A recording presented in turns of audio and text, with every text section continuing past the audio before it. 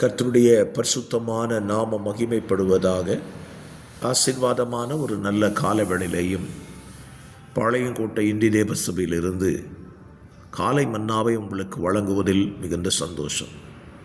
கிருபையாய் கர்த்தர் கூட்டி கொடுத்த நாளுக்காக கர்த்தருக்கு நன்றி சொல்லுவோம். இந்த நாள் செப்டம்பர் மாதம் 4ஆம் தேதி வியாழக்கிழமை காலவேளை. இந்த காலவேளை தியானத்திற்கான அதிகாரம் ரூத்தின் புஸ்தகம் 1ஆம் அதிகாரம்.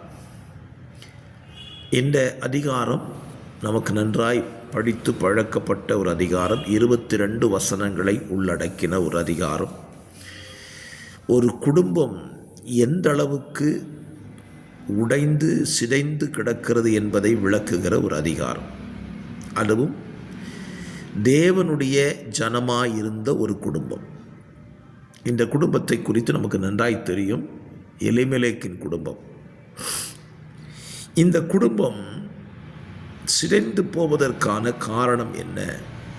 இன்றைக்கு பலரும் சிந்திக்க தவறுகிற ஒரு காரியம். வாழ்க்கையில் உடைக்கப்படுதல், நொறுக்கப்படுதல் என்று ஒன்று வரும் பொழுது அதற்கான காரணத்தை சிந்திக்கிறது இல்லை. அதற்கான பரிகாரத்தை தேடிக்கொண்டிருக்கிறார்களே, என்ன காரணத்தினால் இந்த நிலை நம்முடைய வாழ்க்கையிலே வந்தது என்பதை சிந்திக்க மறந்து விடுகிறார்கள்.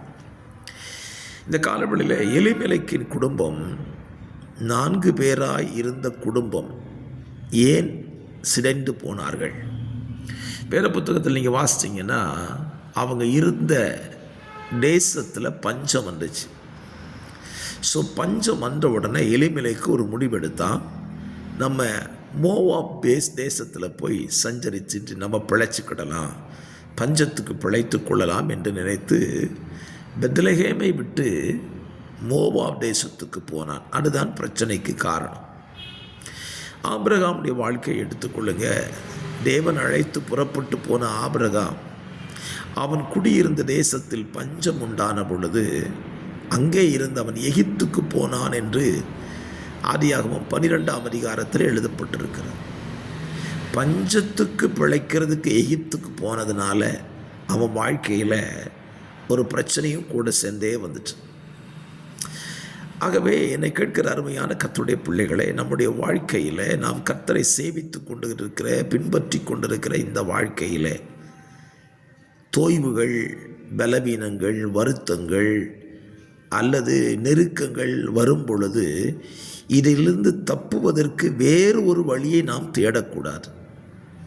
ஏன் நமக்கு இந்த நெருக்கம் வந்தது, ஏன் இப்படிப்பட்ட நிலை வந்தது என்பதை அறிந்து அதற்காக தேவ சமூகத்தை நோக்கி பார்த்தால் தேவன் நம்முடைய சூழ்நிலையை மாற்ற அவர் வல்லவராயிருக்கிறார்.